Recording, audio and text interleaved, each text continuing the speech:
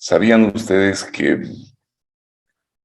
en las enfermedades infecciosas graves, cada minuto, cada hora en realidad, en la que demoramos la implementación de un régimen antibiótico, incrementa el 8% la mortalidad en el paciente? Entonces, era necesario desarrollar una metodología que permita el uso racional de antibióticos en este tipo de pacientes. En realidad, las infecciones bacterianas pueden desarrollarse en ámbitos en los que los cuadros clínicos agudos que ponen en riesgo la vida deberían iniciarse de una manera empírica el tratamiento.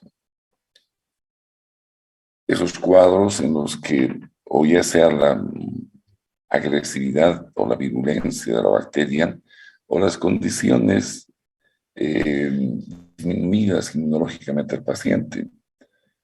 En pacientes que tienen cuadros, por ejemplo, febriles y son neutropénicos o han sido, o son asplénicos, han sido sacado el vaso. O cursan con sepsis o meningitis o esas infecciones cutáneas o musculares sobre compartimentos en extremidades necrosantes que rápidamente progresan. En esta gente, pues, es necesario empezar una antibiótico terapia sin mucha base laboratorial. Mientras que en los pacientes clínicamente estables, lo recomendado es que se puedan hacer exámenes y una evaluación que permita una terapia más específica. Sin embargo, son algunos condicionamientos culturales los que a veces exigen al médico empezar en enfermedades leves con antibiótico terapia empírica. Los pacientes que llegan a un consultorio con un cuadro infeccioso leve y uno le pide un exámenes laboratoriales que pueden tardar hasta 48 horas en darnos resultados, y se va del consultorio sin un antibiótico, esos pacientes no van a volver. El paciente cree que debe salir del consultorio con tratamiento. Y esa misma metodología que usamos para tratar los pacientes graves, pues tenemos que emplearlos en estos pacientes que de manera irracional exigen el uso de antibióticos. Bien, normalmente entonces la mortalidad se va a incrementar por cada hora de demora que tengamos en iniciar un antibiótico en los pacientes graves. A manera de ejemplo, por ejemplo, les puedo decir que, valga la redundancia, en Estados Unidos, un paciente que llega con cuadro compatible con meningitis, en no más de una hora debe estar ya con un tratamiento antibiótico. Si pasan o han pasado más de una hora, entonces las responsabilidades de todas las complicaciones caen sobre el médico tratante. En nuestro país no hay este tipo de imposiciones todavía, pero cada vez el ejercicio médico está siendo más invadido por los abogados y todos estos que van a buscar mala praxis, ¿no? Entonces es crítico iniciar un tratamiento con antibiótico apropiado. Y cuando decimos que es apropiado, es que el antibiótico está probado de ser efectivo contra las bacterias que posiblemente están infectando al paciente. Para esto se ha desarrollado unos principios, digamos, o una secuencia. No dejamos de utilizar la farmacoterapia orientada al paciente y sus pasos, solo que el definir el problema, el objetivo terapéutico y las alternativas terapéuticas requieren un manejo especial. Cuando definimos el problema, van a ver luego, tiene algunas características especiales. El objetivo terapéutico en todas las enfermedades bacterianas es erradicar la bacteria. Y las alternativas terapéuticas, por lo general, van a depender del sitio de la infección y el espectro bacteriano que podría estar involucrado en la producción de este cuadro. Entonces, para estos primeros pasos se han desarrollado las 5 Ds de la antibiótico terapia empírica. La primera D se refiere al o los fármacos que vamos a utilizar para este cuadro. A eso se llama escalamiento, que luego explico qué es. La dosis correcta del o los antibióticos. La mejor vía de administración en ese paciente. El desescalamiento, que es una corrección del conjunto de fármacos que tenemos en base a los laboratorios que recibimos. Y el determinar la duración apropiada del uso del antibiótico. Entonces, estas son las 5 Ds. Y generalmente el mal uso o el uso irracional de los antibióticos es cuando se omite una o más de estas Ds. Vamos a ir analizándolas. Normalmente, la selección del antibiótico se basa en el escalamiento. El escalamiento es ver qué espectro de bacterias pueden estar involucradas y qué antibióticos puedo utilizar. Y esta parte tiene 3 pilares. Un pilar clínico, un pilar epidemiológico y un pilar microbiológico. Cuando hablamos del pilar clínico, estamos hablando del umbral clínico mínimo. No existe mucho tiempo para pruebas laboratoriales. Hemos hablado en la primera clase del día de ayer, creo, he hablado de que hay una sintomatología que la mayor parte de los pacientes la presentan. La manifestación clave quizás es la fiebre. Sin fiebre es casi difícil que nosotros podamos imaginar que hay una infección bacteriana. Y cuando esto sucede, pues son los cuadros que tienen desenlaces no muy buenos. En gente anérgica, como son los ancianos, los niños, que ante tremendas infecciones no desarrollan fiebre. Entonces, buscamos otras patologías cuando a veces ya es tarde y el paciente está en un shock séptico y se va. Entonces, generalmente hay fiebre. El segundo grupo de manifestaciones son las de focalización.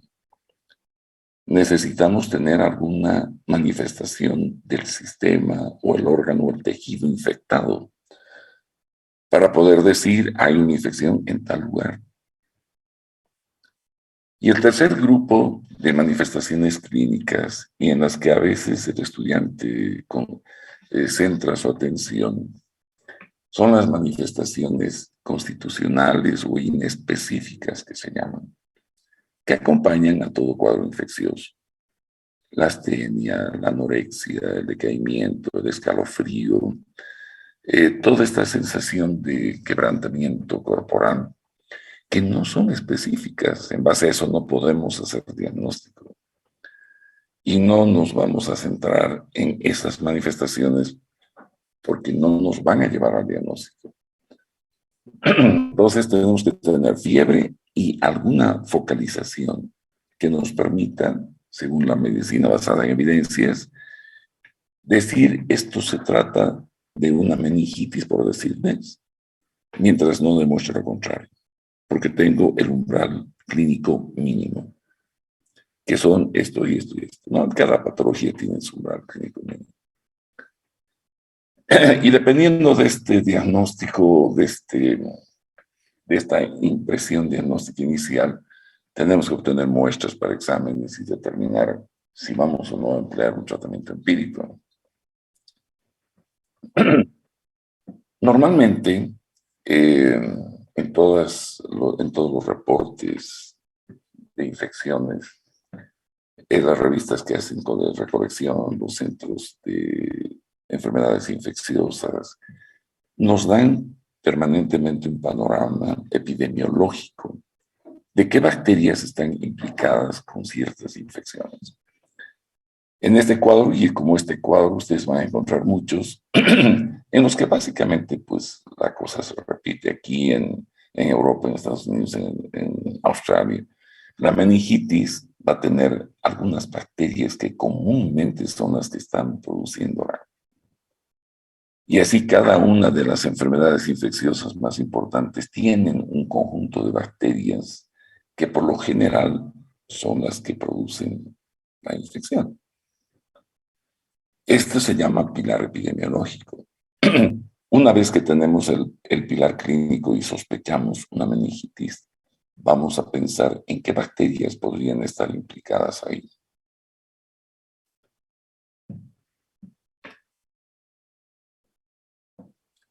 El pilar microbiológico lo obtenemos a través de reportes o, como les dije el día de ayer, información que nos transmitimos de forma verbal, los médicos, indicando el comportamiento de ciertas bacterias. Generalmente la susceptibilidad de estos a los antibióticos, la resistencia, se hablan de estreptococos resistentes a tal. Entonces, vamos tomando previsiones para saber que dentro de los grupos farmacológicos que podrían servirme, si existe resistencia de alguna de las bacterias posiblemente implicadas.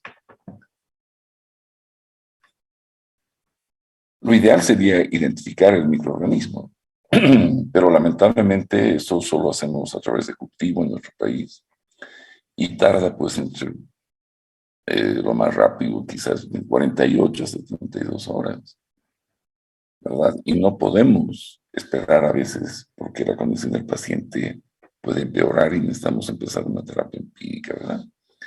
O también a veces las terapias parágos que llaman, que cubre todo el espectro, eso es lo que hacemos, ¿no? Cubrir el espectro de bacterias con la cantidad menor de antibióticos posible.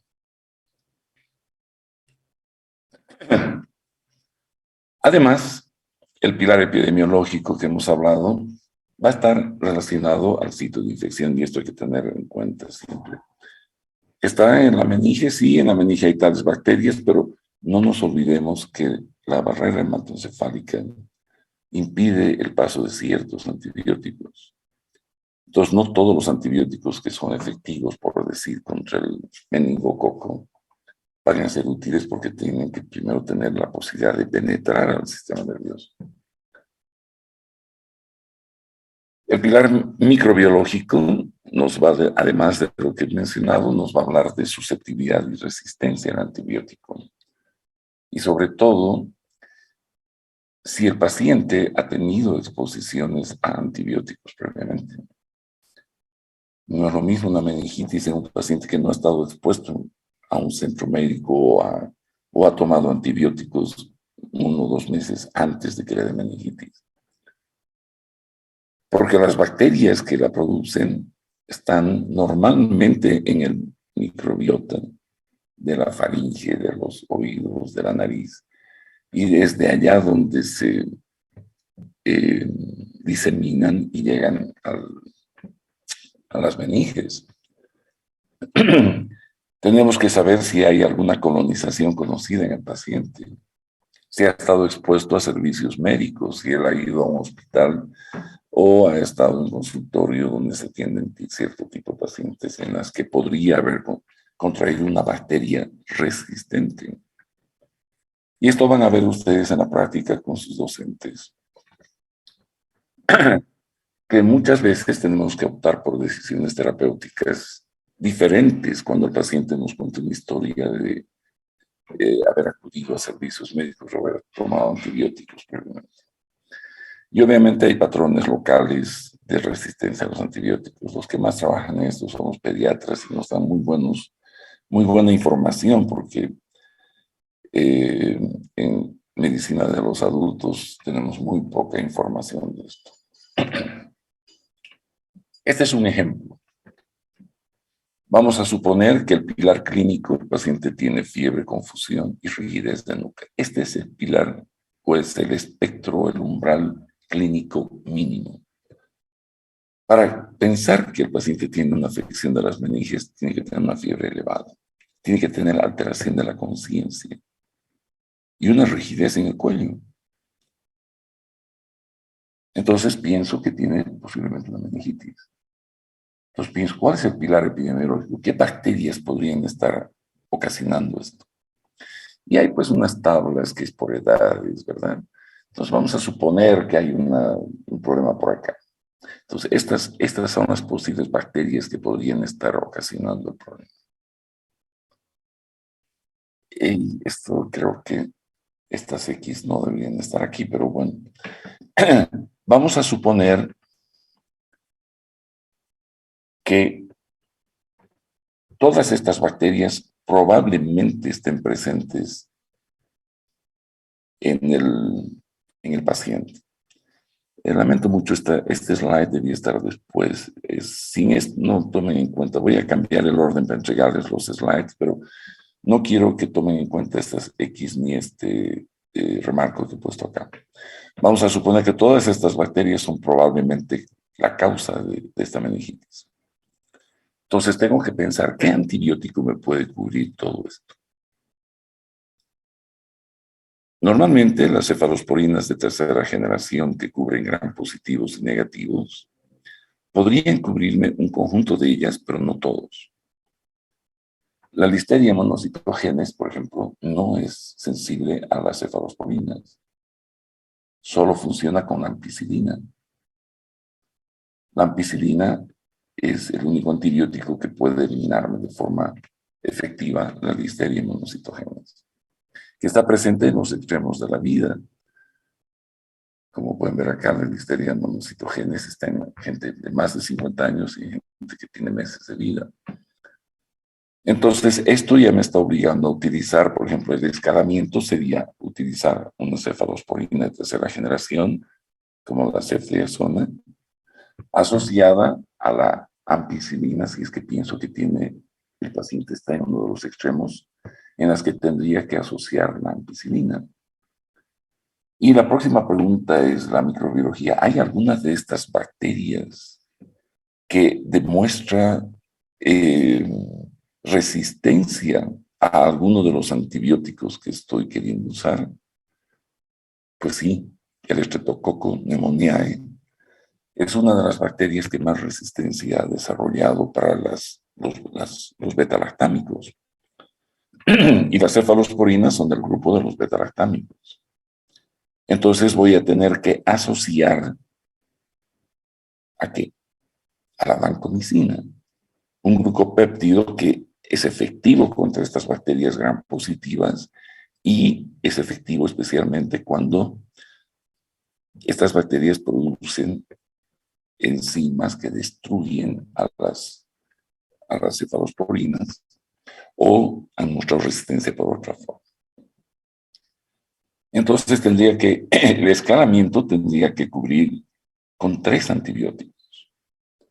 Este paciente debe recibir en menos de 1 hora una cefalosporina de tercera generación, ampicilina más vancomicina. A eso llamamos escalamiento. Lo que están viendo acá, estas X, pues porque voy a hablar después de lo que es el desescalamiento. Ya, pero se me ha confundido la slide nada más. La próxima tiene que ver con la dosis. Si bien he escogido ya los antibióticos en base a 3 pilares, ahora, ¿qué dosis voy a utilizar? Hay algunos factores que dependen del huésped. Por ejemplo, la edad. Han visto ustedes que la mayor parte de los antibióticos se prescriben en niños kilopeso.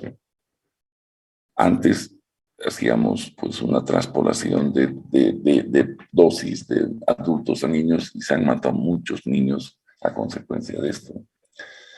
Ahora hay toda una ciencia que es la farmacopediatría, en la que se estudia pues, la dosificación exacta de acuerdo al volumen, al peso del niño, la función hepática y renal, el embarazo, el momento de inicio, cuán avanzada está la enfermedad, cuánto de dosis necesito para controlar la infección, el sitio de infección, la vía de administración y qué tipo de tratamiento voy a necesitar, bactericida, bacteriostático. Esto va a depender de esto va a determinar muchos aspectos de la dosificación.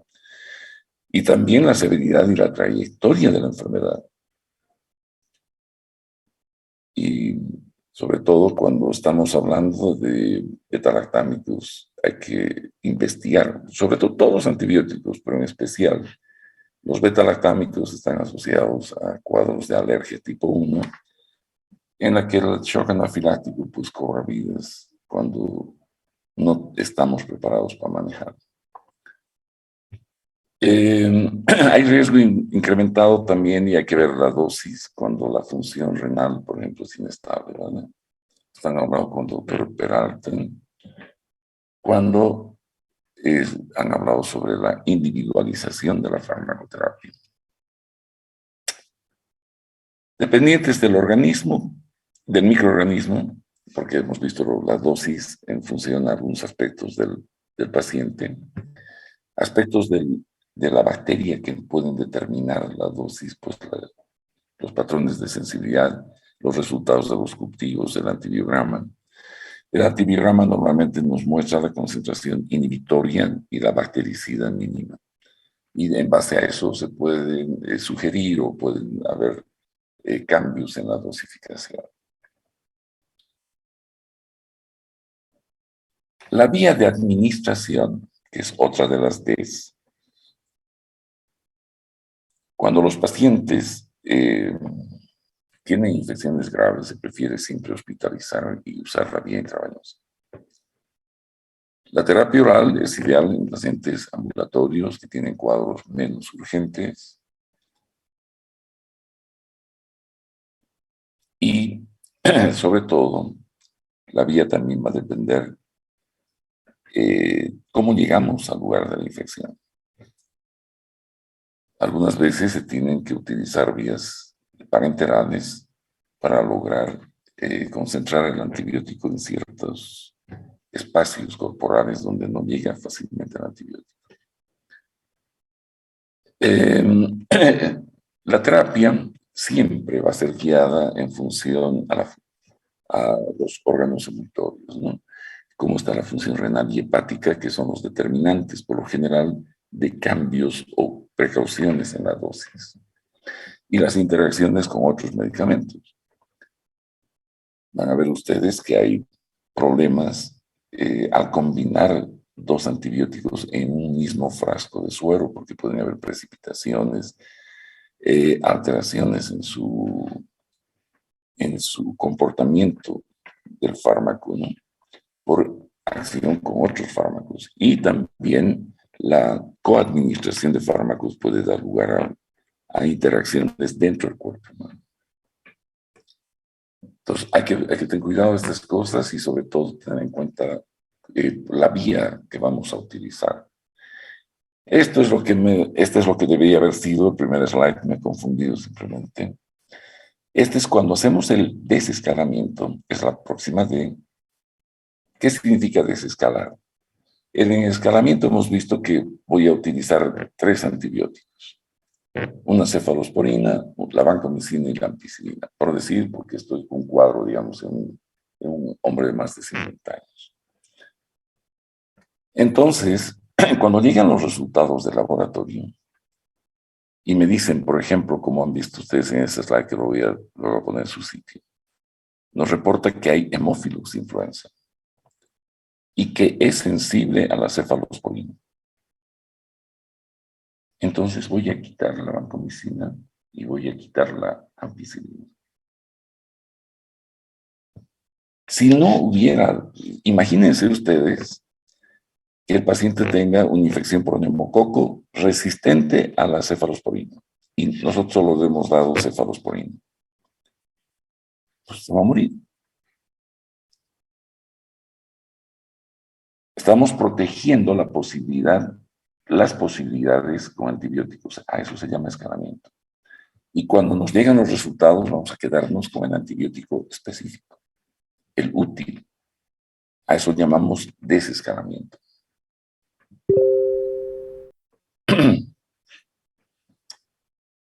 Finalmente, la última D, la duración de la terapia antimicrobiana.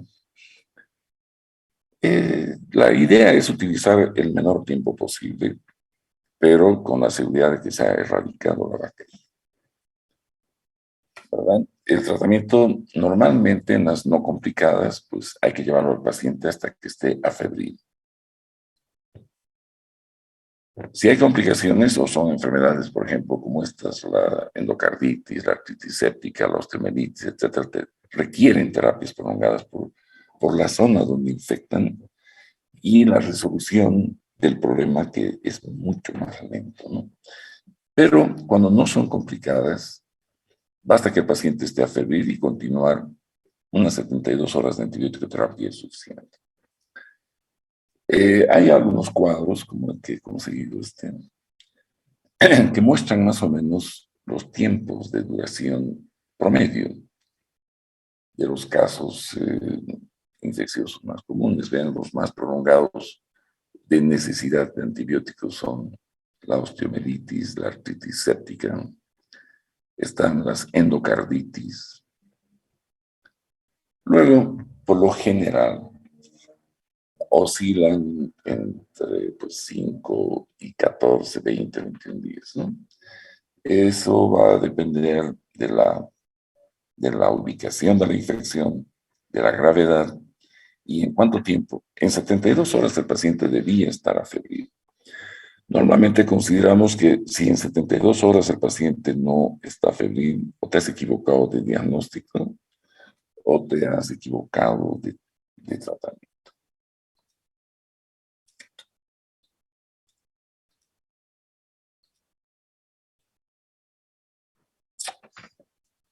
Bien, entonces esa es la antibiótico terapia empírica, esa es la metodología que uno debe seguir para determinar el escalamiento y todo lo que viene a continuación hasta la discontinuación del tratamiento. Ahora, siempre hay posibilidades de que haya fracaso terapéutico. Y uno no debe actuar de manera lineal. Es decir, el enfoque lineal de la medicina antigua era de que si tú tienes tos, te doy antitusígeno, sigues tosiendo en una semana, te aumento más antitusígeno, sigues tosiendo, voy a seguirte aumentando otros antitusígenos. En este caso no hay que seguir aumentando antibióticos. Si no se ha logrado controlar la infección, hay que detener y hay que hacer un ciclo nuevamente, hay que volver al loop. Es el diagnóstico correcto. Hay una infección que requiere tratamiento. ¿Es un solo agente etiológico? ¿O habrá una sobreinfección? ¿Cuál es la condición inmunológica del paciente? ¿Se ha seleccionado correctamente el antibiótico? ¿Las concentraciones se han logrado? ¿El órgano que está afectado? ¿Habrá llegado el antibiótico a él?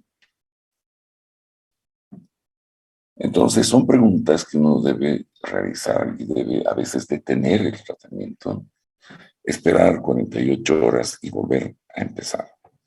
A veces ya con apoyo de cultivos y todo lo demás, porque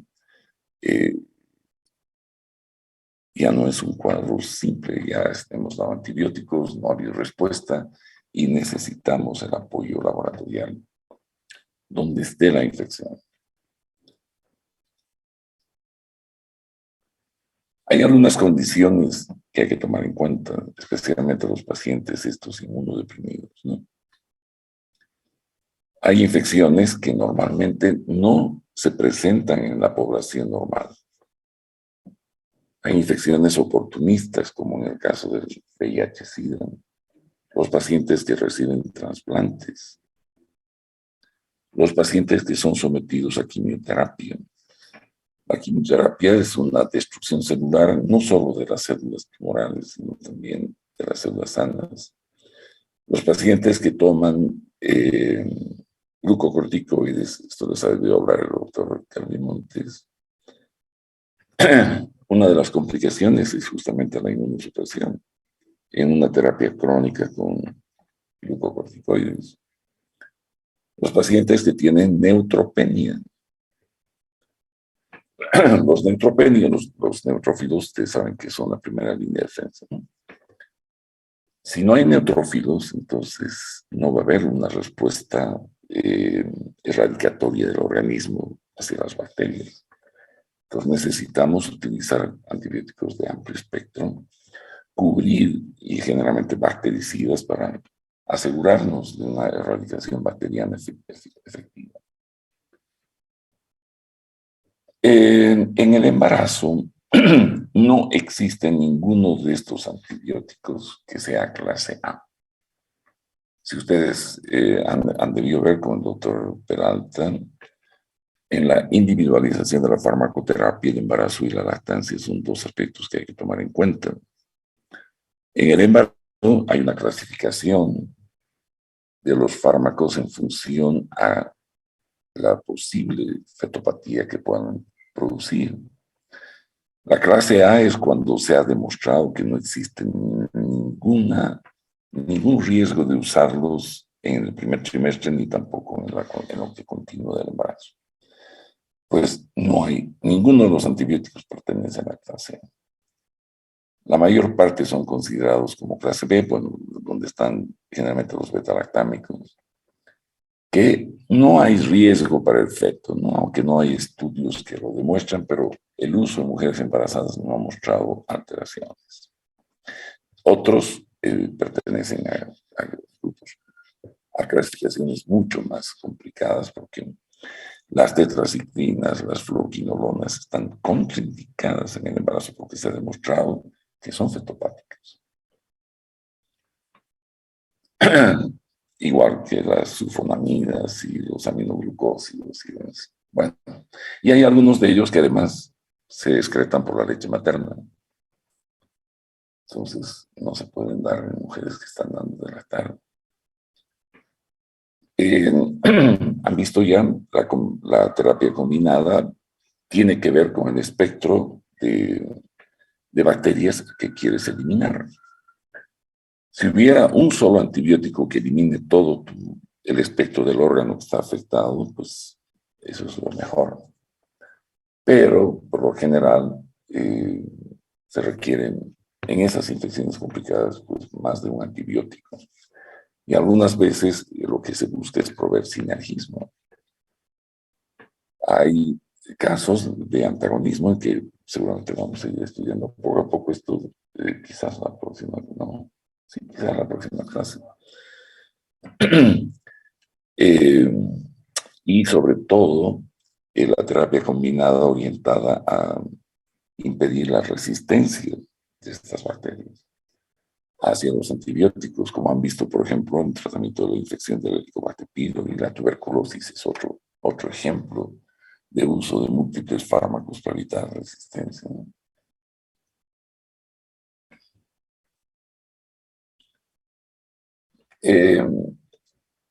Les decía que puede haber antagonismo, ¿no? Con el uso inapropiado. Cuando hablemos de meningitis, en clases prácticas, vamos a ver cómo antes los médicos usaban los antibióticos que hacían antagonismo al principio. Cuando comenzó la resistencia a los beta-lactámicos, usamos otros antibióticos asociados y era peor, los pacientes se morían. Pero hemos ido aprendiendo y eso es la medicina, ¿no? La medicina son reportes, estudios y así vamos aprendiendo todos. La combinación se justifica en pacientes que tienen gérmenes causales que no conocemos o patógenos de sensibilidad cambiante o cuando hay mucho retraso en el inicio del tratamiento. Entonces está totalmente justificado la combinación.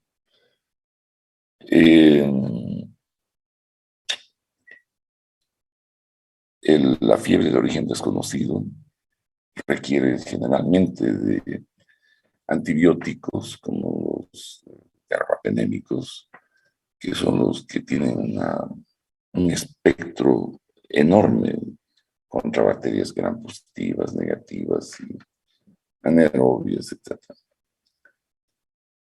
Bien, el tratamiento de apoyo que se da al paciente con un proceso infeccioso, pues siempre nos vamos a ocupar del estado de oxigenación, la circulación, el equilibrio hidroelectrolítico. La fiebre es un cuadro en el que hay deshidratación. El organismo trata de bajar la temperatura a través de la transpiración y la eh, eliminación a través del pulmón, la taquipnea y demás. El paciente se va deshidratando. Entonces hay que mantener la hidratación. El bajar la fiebre no es un objetivo terapéutico, pero en algunos casos hay que hacerlo. Y generalmente se empiezan con medios físicos. El descubrir, no quitar todas las mantas al paciente, descubrirlo de vestimentas muy abrigadas. Y luego se usan baños de agua fría con alcohol y esas cosas para después recién usar medicamentos antibióticos. Algunas veces los pacientes pueden presentar convulsiones, especialmente niños. Entonces, hay que ver la posibilidad siempre de que esto no suceda, porque si un niño comienza a convulsionar, va a haber una familia sumamente nerviosa, alterada y todo el tratamiento se pone en conflicto. Y hay que ver siempre las técnicas de aislamiento. Hay enfermedades en las que estamos obligados, mientras no tengamos etiología, a aislar al paciente. Han visto que con el COVID, sean todo paciente que era internado en hospital estaba aislado o estaba metido en una sala donde todos tenían COVID. Pero por lo general, por ejemplo, si hablamos de la meningitis que he utilizado como ejemplo, mientras no sepamos qué bacteria es la que está ocasionando esto, nosotros estamos obligados a aislar al paciente, porque si tiene un meningococo, este se contagia a través de las gotitas de fluido. Y todos los que estén en contacto con el paciente son susceptibles de adquirir el problema. Entonces hay que aislar mientras lleguen los resultados. Hay que tratar siempre de tratar infecciones, no colonizaciones. Van a ver ustedes en ginecología, especialmente cuando se pide un parcial de orina, algunas mujeres tienen abundantes bacterias en la orina, sin esto significar de que estén con infección. Solo hay colonización y las colonizaciones no se tratan, a no ser que la mujer esté embarazada y en el momento del parto haya pérdida de orina y se contamine al feto. Entonces sí, las colonizaciones se tratan en algunas situaciones. No se olviden que la primera dosis debe entrar lo más antes posible. Por cada hora de demora, 8% de mortalidad incrementamos. Y hay que evaluar día a día la infección, ¿verdad? Y una vez que el paciente está febril, después de 72 horas hay que discontinuar adecuadamente el antibiótico. Si ustedes quieren usar adecuadamente los antibióticos, tienen que conocerlos. Tienen que saber sobre cómo actúan, cómo se producen la resistencia, la farmacodinamia, farmacocinética, efecto adverso. Pues esto es importante, esto ya hemos hablado de la importancia y cada vez que ustedes elijan un medicamento personal, háganlo con el conocimiento exacto de lo que están utilizando y cómo creen que se va a comportar en el cuerpo. Dentro del uso de los antibióticos podemos decir que hay estas formas de utilizar, 4 formas o 4 usos de los antibióticos de acuerdo al propósito. El que normalmente debería hacerse es el definitivo, curar una infección de acuerdo a una etiología conocida. Usamos más la empírica, que es dar un control inicial a la infección, pero en nuestro medio por lo general termina siendo la curación. En una faringitis, por ejemplo, ¿qué médico pide cultivos? Nadie. directamente desde el antibiótico, es un tratamiento empírico, pero que va a controlar la infección. La profiláctica es cuando queremos prevenir una infección. Esto, por ejemplo, en procedimientos quirúrgicos.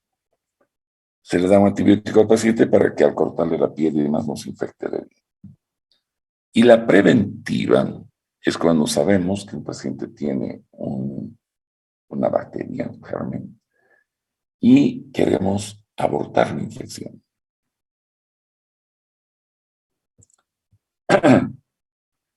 Por ejemplo, si en una meningitis el médico que ha tratado al paciente más resulta ser un meningococo, ya no voy a usar un antibiótico que no va a ser profiláctico, sino preventivo.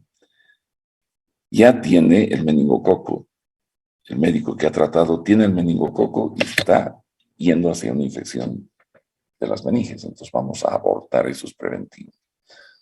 ¿Ya? Casi el 50%, según la OMS, el 50% de los antibióticos usados se los maneja de manera inapropiada. Gran parte de los médicos tratan colonizaciones, no infecciones. El uso en la profilaxis también ha dado lugar a un uso inapropiado. La gente que viaja se mete antibióticos de todo tipo porque les dicen que hay tal cosa. Y acuérdense del COVID. Era un uso de medicamentos, pero desproporcional, ¿no? Desde la ivermectina, todos tomaban para viajar, para moverse. Y el uso inapropiado de los antibióticos va a ocurrir cuando violemos uno o más de las 5 Ds de la antibiótico terapia empírica. Este uso inapropiado pues, va a tener efectos en el paciente y va a haber costos que el paciente los va a tener que asumir y a veces el sistema de salud, porque hay que manejar complicaciones, permanencia prolongada en el hospital, costos asociados, la resistencia que va a llevar a uso de antibióticos mucho más caros. Y el paciente, pues, con reacciones adversas, toxicidad, sobreinfecciones, resistencia al antibiótico y la mortalidad que se va a incrementar. Todos los antibióticos tienen reacciones adversas. No hay uno solo que no tengan. Y estos van desde daños en el sistema auditivo, ocular, sobreinfecciones, alteraciones dermatológicas, alérgicas, daño renal, efectos gastrointestinales, supresión de la médula ósea, sobreinfecciones, especialmente en mujeres. Entonces, hay una serie de reacciones adversas de la antibiótico terapia que hay que considerarlas, no solo es usar antibióticos, ¿verdad? Hay que conocer los efectos y de cada uno de ellos. Las causas más comunes para el fracaso terapéutico dependientes del huésped son defensas disminuidas que hemos dicho. Cuando hay pus no drenada, un absceso, por ejemplo, que persiste, no va a ocurrir. No lo vas a manejar con solo antibióticos. Hay que drenarlo. Si hay cuerpo extraño retenido, hay que sacarlo. Si hay tejido muerto, igual, ese es un secuestro, hay que retirar. Y muchas veces el sitio de infección es el motivo del fracaso, porque no estás llegando con ese antibiótico a una articulación, a la próstata, al ojo, y las infecciones no ceden pues ante los antibióticos que usas. Entonces, el fármaco también puede ser causa de fracaso. Has elegido un fármaco inapropiado, vía inapropiada, dosis inapropiada, hay mala absorción en el paciente, hay una excreción o inactivación del fármaco, pobre penetración al tejido, y los patógenos que rápidamente desarrollan resistencia, pueden haber sobreinfecciones, un ciclo de vida compleja, como es la malaria, por ejemplo, van a ver con uno de los docentes, y las dobles infecciones desde un inicio. Es decir, hemos detectado un patógeno, pero habían sido más de uno. Bien, entonces, mañana a las 7:15 nos vemos ya para empezar a hablar de los grupos farmacológicos y empezar a hablar de los beta-lactámicos. Hasta mañana. Hasta mañana, doctor. Gracias.